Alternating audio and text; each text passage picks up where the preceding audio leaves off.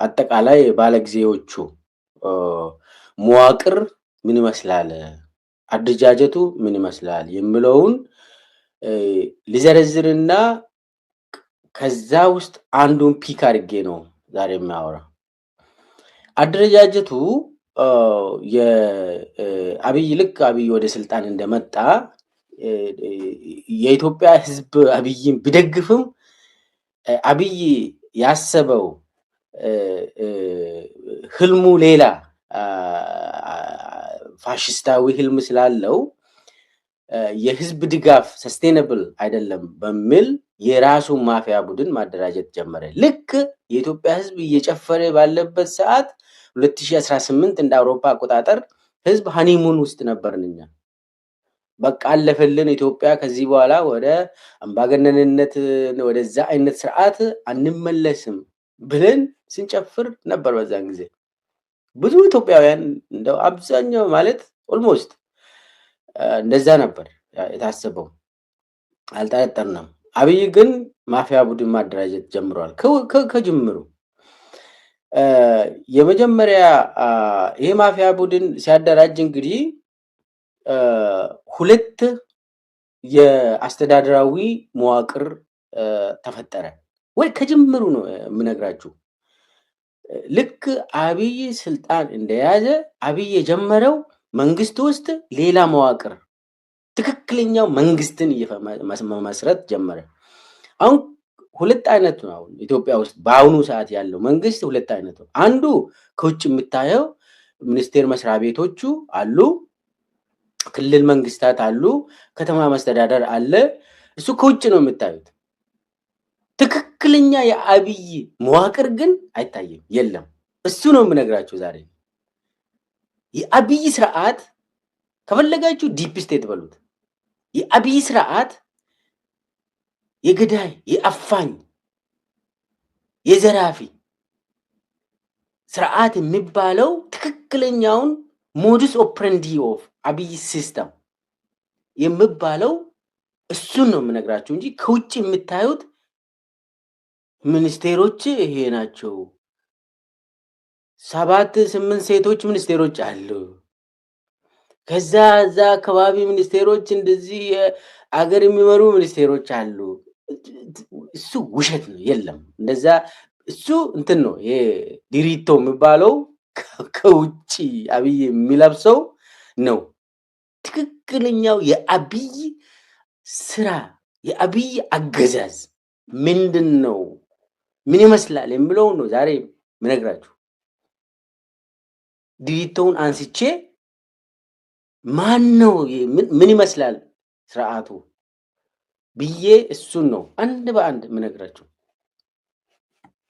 የኢትዮጵያ ህዝብንም እያስቆጣ ያለ ሰሞኑን እንግዲህ አሁን እያያችሁ ነው። ይሄ 120 ማፊያ ቡድን ምዕራብ ሸዋ አምቦ አካባቢ ያስጀመሩት ኢትዮጵያ አገር ሙሉ ኦሮሚያን ሙሉ ኢትዮጵያን እያዙ ነው። የኦሮሚያ ይወጣ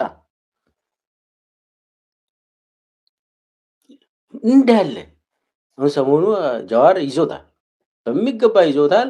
ህዝቡም በቃ አሁን ትክክለኛውን መረጃ ማግኘት ጀመረ። እሱ ነው እንግዲህ ይሄንን ፕሮግራም እንዲሰራ ራሱ ያደረገኝ። ስለዚህ አደረጃጀቱ የባለ ጊዜዎቹ አደረጃጀት የባለ ተራ አደረጃጀት ምንድነው የሚለውን ልጀምር።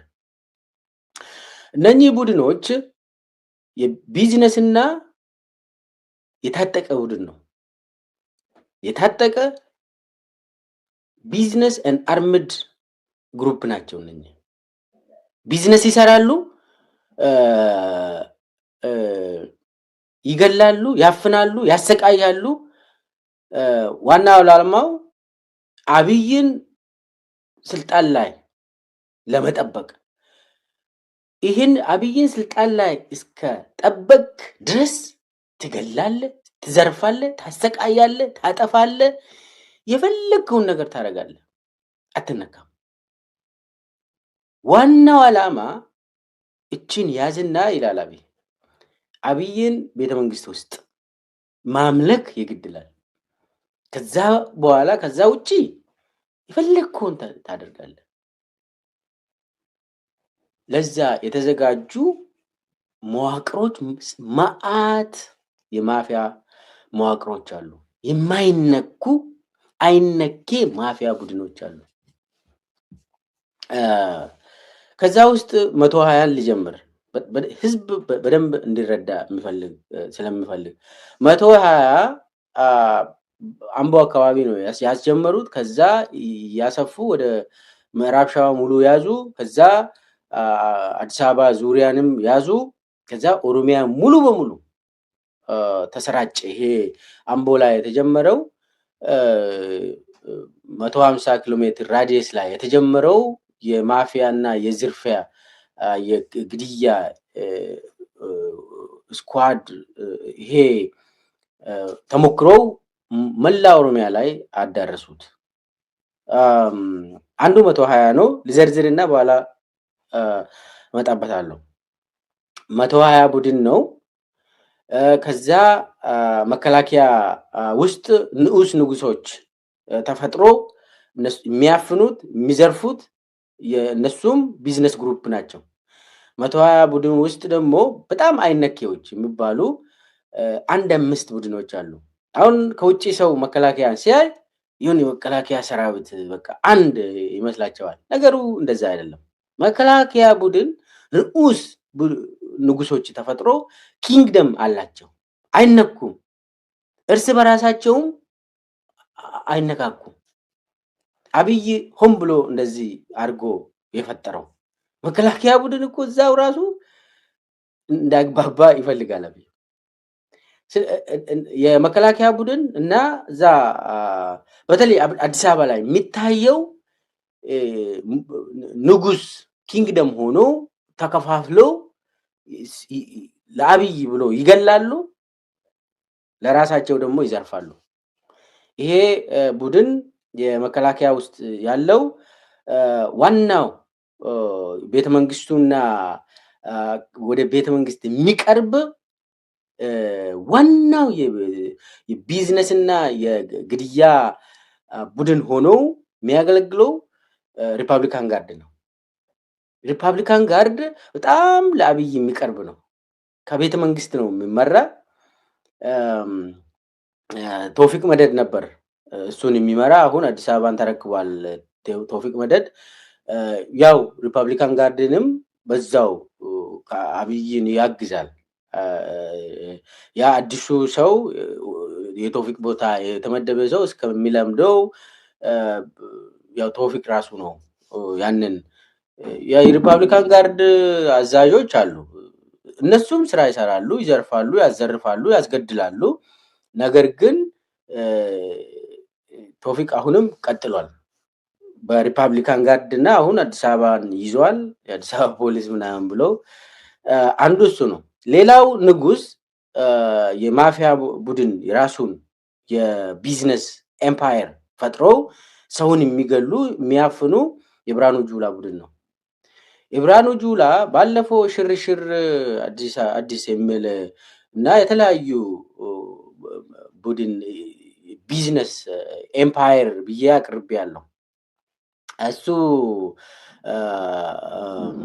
አንድ ማን ነበር በረከት ባይሳ የሚባል የሚመራው የብርሃኑ ጁላ እና ብዙ የመከላከያ ውስጥ ያሉ የብርሃኑ ጁላ ኪንግደም ስር ያሉ ቢዝነስ ራን የሚያደርጉ ቡድኖች በረከትን አስቀምጠው ቢዝነስ ያሰራሉ። የፈለጉ ሰውን አፍኖ ቶርቸር ያደርጋሉ፣ ይገላሉ፣ ገንዘብ የፈለገውን እንትን ያደርጋሉ። ማንም ሰው አይነካቸው። ፍርድ ፖሊስ ምናምን አይነካቸው። አንዱ የብርሃኑ ጁላ ነው። በነገራችን ላይ ይሄ በረከት ባይሳ የሚባለው የነሱን ቢዝነስ ራን የሚያደርገው የመከላከያ ግዢ ሙሉ የሚቆጣጠር እሱ ነው የሚገዛ። የሚዘርፉት በዛ በኩል ነው። በረከት ባይሳ ያገባው የብርሃኑ ጁላ ልጅ ነው እና በዛው ትስስሩ ስር የሰደደ ነው። እንደ ፋሚሊ ነገር ነው የሚሆነው። የመከላከያ ውስጥ ሌላ ደግሞ የይልማ መርዳሳ እና አለምሸት እና ሌሎችም አሉበት እዛ አካባቢ አንድ ላይ እነሱ ደግሞ የራሳቸው ቢዝነስ ኤምፓየር አላቸው። ኮንትሮባንድ ጭምር የተለያዩ እነሱም የፈለጉትን ሰው ያፍናሉ፣ ይገላሉ። እንትኑ ደግሞ የሚገርማችሁ እነኚህ መከላከያ ውስጥ ያሉ ሰዎች ኦሮሚያ ውስጥ ከትውልድ አካባቢያቸው ነው ጋር ነው እንትን ከዛ የሚያደራጁት የትውልድ ቦታቸው የተወለደ በሰፈር አንድ የሆኑ በዛ አይነት ነው። አሁን ሪፐብሊካን ጋርድ ውስጥም እንደዛ አይነት ነው። ትንሽ አሁን ቀስ እያሉ ከጅማ እንትን ማምጣት ጀምሯል። እና ብርሃኑ ጁላ ደግሞ የትውልድ ሰፈሩ ሰዎችን ነው ሰብሰብ የሚያደርገው። ብርሃኑ ጁላ እንደዛ ነው። እና አለምሸት እና ይልማ ወደ ደቡብ ምዕራብ ሸዋ እና ምዕራብ ሸዋ አካባቢ የተወለዱ መከላከያ ውስጥ የነበሩ ከዛ ውጭም ያሉ ሰዎችን ያደራጃሉ። እና አብዱራህማን ኢብራሂም ደግሞ ሎጂስቲክስ ላይ መከላከያ እሱም የራሱ ቢዝነስ ኤምፓየር ነው። የትውልድ ሰፈሩን ሰዎችን ሰብሰብ አድርጎ የራሱ ቢዝነስ ግሩፕ እና ማፊያ ግሩፕ አደራጅተዋል። አዲስ አበባ ውስጥ ይንቀሳቀሳሉ። ሌላው የብርሃኑ በቀሌ እና የተስፋዬ አያሌው ነው። በነገራችን ላይ ብርሃኑ በቀሌና ተስፋዬ አያሌው ለአብይ በጣም ቅርብ የሆኑ ሰዎች ናቸው። እነሱ የራሳቸው ቢዝነስ ኤምፓየር አላቸው። ይገላሉ፣ ያስገድላሉ። በጣም በተለይ ተስፋዬ አያሌው ትልልቅ ግድያዎች ውስጥም ይሳተፋል። ተስፋዬ አያሌው ብርሃኑ በቀሌ ደግሞ የሪፐብሊካን ጋርድ አዛዥ ሆኖ ማለት ቶፊክ ስር አዛዥ ሆኖ ሲያገለግል ስለነበር ብዙ ግድያዎች ውስጥም ተሳትፏል። ስለዚህ የተስፋዬ አያሌውና ብርሃኑ በቀሌ ቡድን በጣም ለአብይ ይቀርባሉ። አሁን አብይ ብርሃኑ በቀሌና ተስፋዬ አያሌው በደንብ ያምናል፣ በደንብ ወደ ራሱ ያቀርባል። ይሄ ብርሃኑ ጁላ፣ ይልማ መርዳሳ ምናምንና አብዱረህማን ኢብራሂም ቡድን ያው ስራ እንዲሰሩና እንዲዘርፉ አድርጓል። ግን ደግሞ ዋጋ የላቸውም ብሎ ያምናል። አብይ መከላከያ ንጉሶች ውስጥ በተለይ ተስፋዬ አያሌው ከፍተኛ ግድያዎች ውስጥ ይሳተፋል። ሃይ ሌቨል ግድያዎች በኢትዮጵያ ውስጥ የነበሩ ከፍተኛ ይሄ አሳሲኔሽን የሚካሄዱ አስታውሱ። ኢትዮጵያ ውስጥ የነበሩ ሃይ ፕሮፋይል አሳሲኔሽን የነበሩ ውስጥ የሚሳተፍ ሰው ነው ተስፋዬ አያሌው። እና ተስፋዬ አያሌው በጣም የአብይ በጣም ቅርብ ሰው ነው፣ አይነኬ ነው እሱ። ከዚህም በፊትም አብሮ ስላደጉ ሬዲዮ ኦፕሬተር ሆኖ ሲያገለግሉ የነበሩ ሰዎች ስለሆኑ ተስፋዬ አያሌው ሌላ ጊዜም እንግዲህ የሃጫሉ ሁንዴሳ ግድያን መርምረን ስናቀርብ የተስፋዬ አያሌው ስም ይነሳል። ያኔም እና የመከላከያ ውስጥ ያሉ ባለጊዜዎች የሚባሉ የፈለገውን ሀብት ይወስዳሉ፣ ሰውን ያስራሉ፣ ዜጎችን ያሰቃያሉ፣ ከቢዝነስ ውጭ ያደርጋሉ፣ የፈለጉትን ከአዲስ አበባ ያባራሉ ወይ ደግሞ ያስራሉ። አንዱ ይሄ ከ120 ቡድን ውጪ ነው። 120 ራሱን የቻለ ነው። ሌላው ከ120 እና ከመከላከያ ንጉሶች ውጪ አይነኬዎችም አሉ። እነሱ ደግሞ ይሄ ሸኔ ፌክ ሸኔ የሚባለው ኦሮሚያ ውስጥ ኦፕሬት የሚያደርጉ አለ፣ አዲስ አበባ ጭምር። እነሱም ቢዝነስ ኤምፓየር አላቸው፣ ፎቅ አላቸው። ቡራዩ ላይ ፎቅ ይሰራሉ፣ አዲስ አበባ ውስጥ ፎቅ ይሰራሉ። ቢዝነስ አላቸው። ፌክ ሸኔን ረን የሚያደርጉት አባቶርቤ የሚባለውንም ረን የሚያደርጉት እነሱም ቢዝነስ ኤምፓየር አላቸው፣ ሰውን የሚያሰቃዩ። ፌክ ፋኖን ኦሮሚያ ውስጥ ረን የሚያደርጉ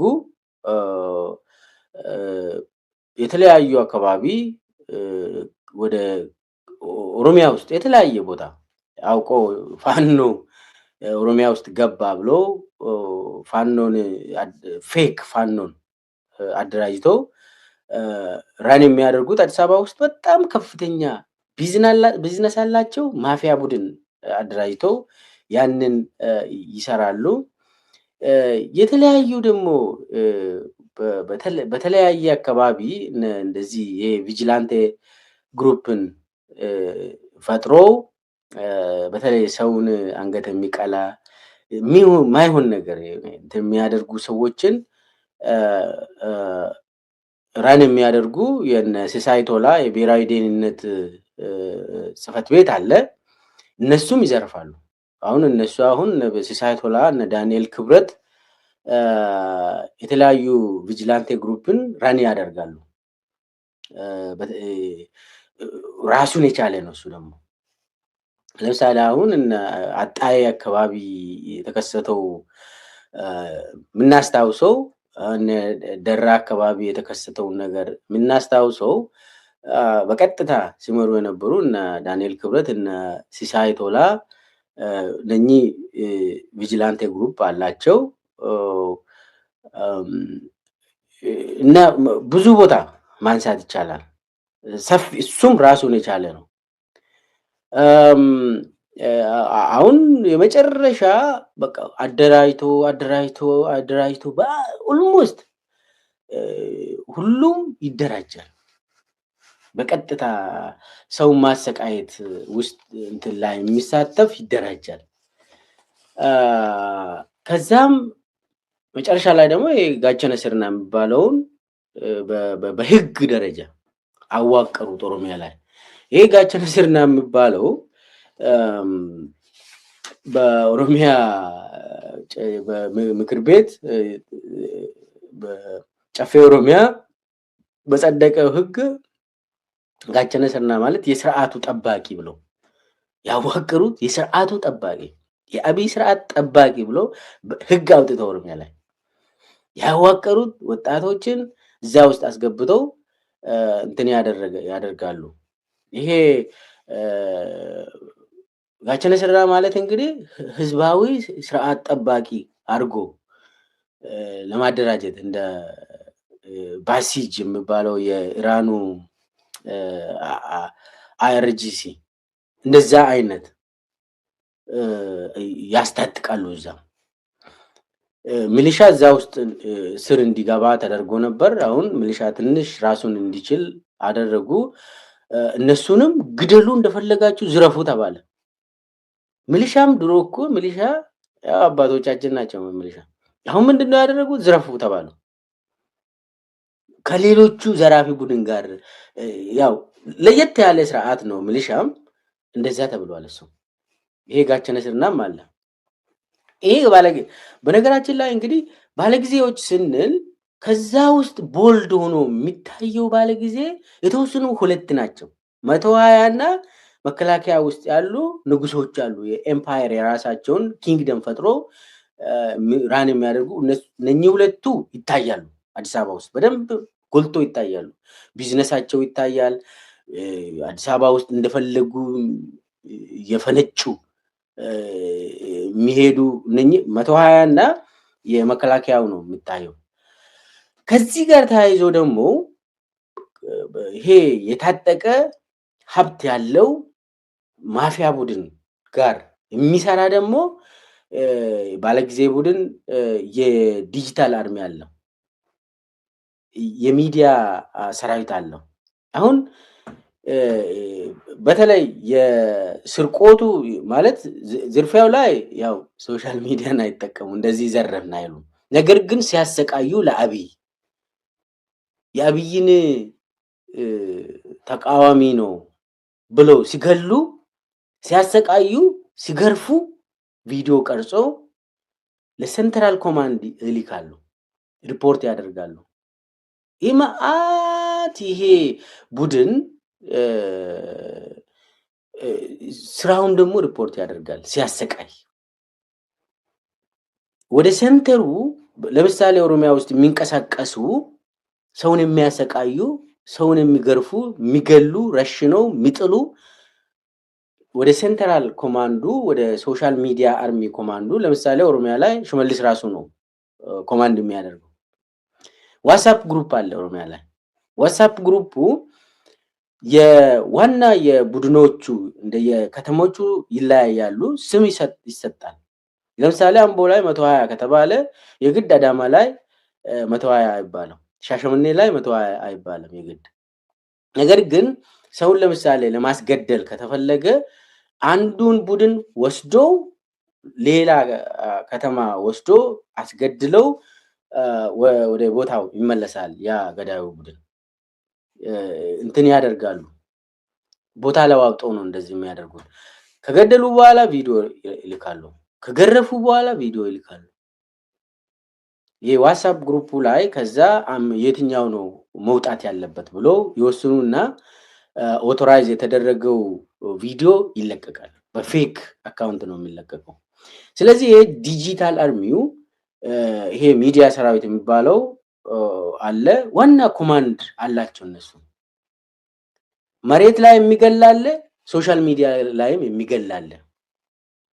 ይሄ ሶሻል ሚዲያ ላይ በጣም የተደራጀ በኢትዮጵያ ውስጥ የዲጂታል አርሚ በጣም በከፍተኛ ደረጃ ፋይናንስ የሚያገኝ ስርዓት ነው። ከላይ በአብይ ነው የሚመራ የዲጂታል አርሚ ዋና ቺፍ ኦፍ